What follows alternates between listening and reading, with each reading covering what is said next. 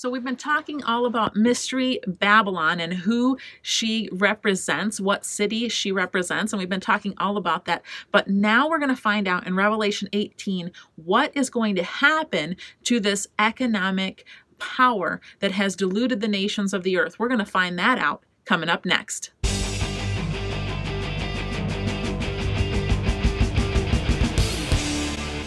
Hey everyone, this is Dana with the Wisdom Calls channel and what your pastor never told you.com, helping you to understand the Bible better so that you can have a better relationship with God.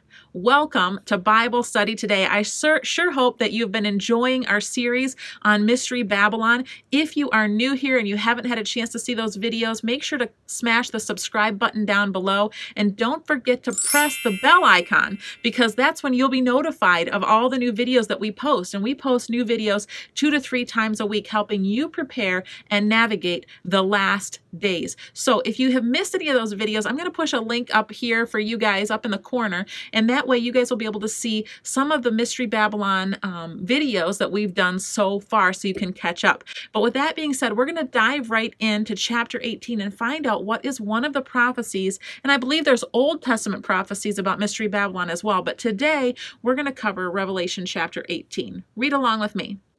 After these things, I saw another angel coming down from heaven having great authority, and the earth was illumined with his glory. And just remember that the word angel in the Bible, it's literally messenger. So it may be a heavenly angel as we think of them, but it could just mean somebody that is a messenger. So we don't always know, is it talking about an angel or is it talking about Jesus until we read the describing characteristics around that messenger. It says, verse 2, and he cried out with a mighty voice, saying, Fallen, fallen is Babylon the Great. She has become a dwelling place for demons and a prison for every unclean spirit and a prison for every unclean and hateful bird. For all the nations have drunk the wine of the passion of her immorality. And we talked in a previous lesson about immorality meaning false religion. Sexual immorality in the spiritual sense is worshiping a false god. And the kings of the earth have committed acts of immorality with her, and the merchants of the earth have become rich by the wealth of her sensuality. And I heard another voice from heaven saying, Come out of her, my people, so that you will not participate in her sins and receive of her plagues, for her sins have piled up as high as heaven, and God has remembered her iniquities. And this is actually reminding me of when the Lord rescued Lot out of Sodom and Gomorrah, and he snatched Lot out of there before he poured his destruction out. And so we have seen over and over again that God has a way of either protecting or delivering his people when his wrath is poured out. Same thing as when the Israelites were in Egypt and they were slaves there. And even though they had to endure the persecution of Pharaoh when he was doubling their workload, they weren't relieved from that. But when God was pouring out his wrath on Egypt and on Egypt's kingdom, it did not affect the Israelites or the Israelites' livestock. And yet the Egyptians and the Egyptian livestock were affected. So God has a way of protecting his people, whether by physical removal or by other means of protection. So in this case, God's telling his people to get out of her, and her being a city, as we talked about earlier. Pay her back even as she has paid, and give her back double according to her deeds. In the cup which she has mix twice as much for her. So in other words, the wickedness that she has done to other people, and we read in the previous chapter that she was in this cup drinking the blood of the saints. And so she had persecuted and killed believers, and God's saying, pour a double portion upon her. To the degree that she glorified herself and lived sensuously, to the same degree give her torment and mourning. For she says in her heart, I sit as a queen and am not a widow, and will never see mourning. For this reason her plagues will come, pestilence and mourning and famine, and she will be burned up with fire, for the Lord God who judges her is strong. And this is at least the second, if not third, reference to Babylon being burned with fire. And we learned in the earlier chapters that the Lord is actually going to use the Antichrist beast empire to turn on her and to destroy her and to fulfill his will against Babylon. And this is symbolic Babylon.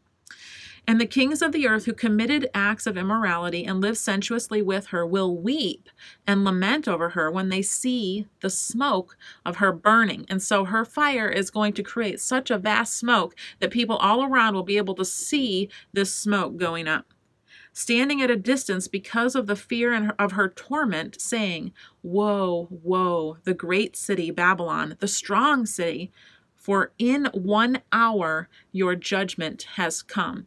Now, when we saw actual Babylon becoming punished for the deeds that it had done, it didn't happen quickly like this.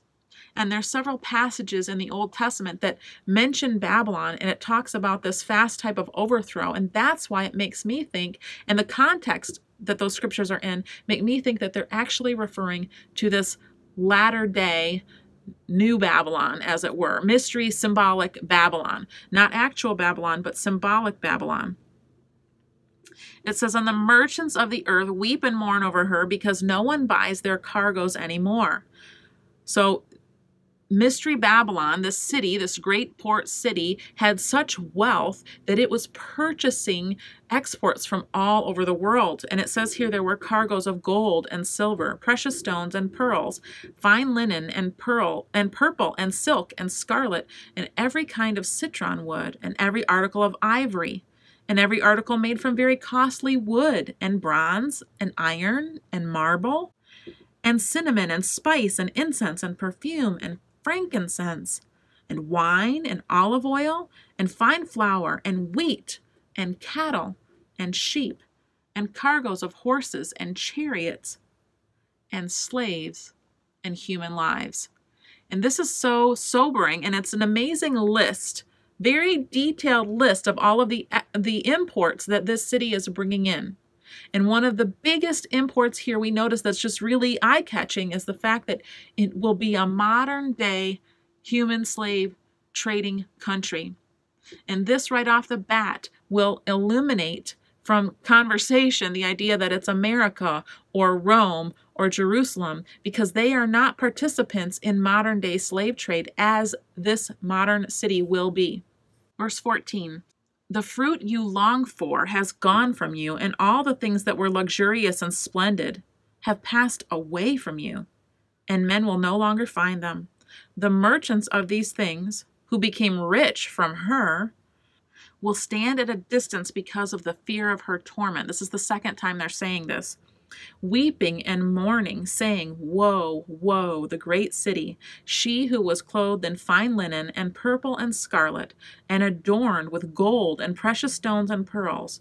For in 1 hour such great wealth has been laid waste. And every shipmaster and every passenger and sailor, and as many as make their living by the sea." This is what lets us know. There's another verse too, but this is another verse that lets us know that this is a port city. "So as many as make their living by the sea stood at a distance and were crying out as they saw the smoke of her burning, saying, What city is like the great city? And they threw dust on their heads and were crying out, weeping and mourning, saying, Woe, woe, the great city, in which all who had ships on the sea became rich by her wealth, for in 1 hour she has been laid waste.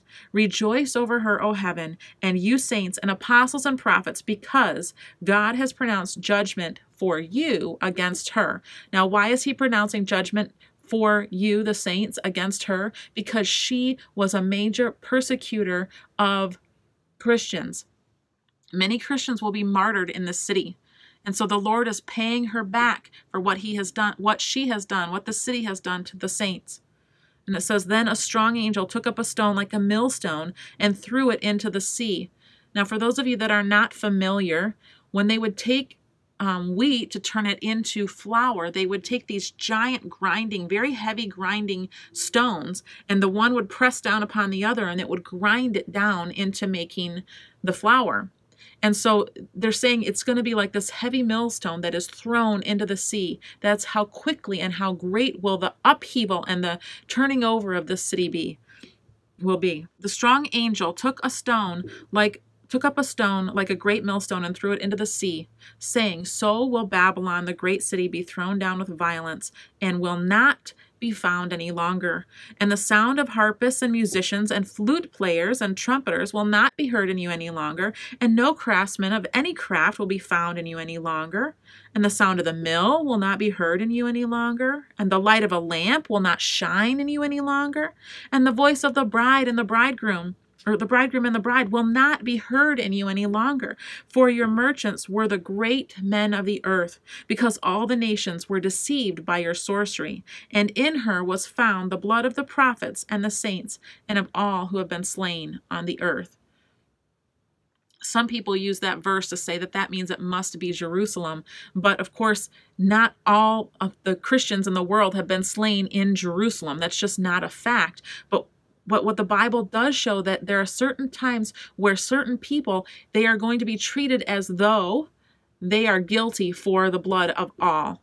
Because of their spirit, what they have done, they are going to be given the outpouring of the wrath as though all of the blood of the world had happened in this city. So that verse does not necessarily bring it to a conclusion that that's Jerusalem. And here's one of the main reasons why, and I mentioned this in one of the other videos, but it's important to remember because people forget it all the time. The fact that the end result for Babylon is going to be that no one is going to inhabit it any longer. The end result for Jerusalem is going to be that Jesus is going to come himself and reign from Jerusalem for 1,000 years before the arrival of the new heaven and the new earth. So he is going to be there, and all of the people from all over the world will travel to Jerusalem to celebrate some of these feasts that we've talked about in the Bible. And so the outcomes, the futures of Jerusalem and Mystery Babylon could not be more different. They are 180 degrees different. Jerusalem will be the capital of the world, and Jesus will be reigning from there, and Babylon will no longer have anyone inhabit it. And so we see that Babylon cannot be, this new Babylon, this new city cannot be Jerusalem. So thank you so much for joining us for Bible study today. If you haven't yet, make sure to smash the subscribe button down below and ring the notification icon, because we post new videos 2 to 3 times a week and you won't want to miss out on those. Also, we're going to be doing some Facebook Live videos, Bible studies, where you can actually participate with us and comment back and forth as we're going through the Bible study together. So just so you don't miss out on those, when those end up happening, make sure you go over to Facebook and like our Facebook page, Wisdom Calls. And you can also find me at Mrs. Dana Crosby on Facebook. So thank you so much for joining us for Bible study today. And I look forward to seeing you guys in the next video. Have a blessed day.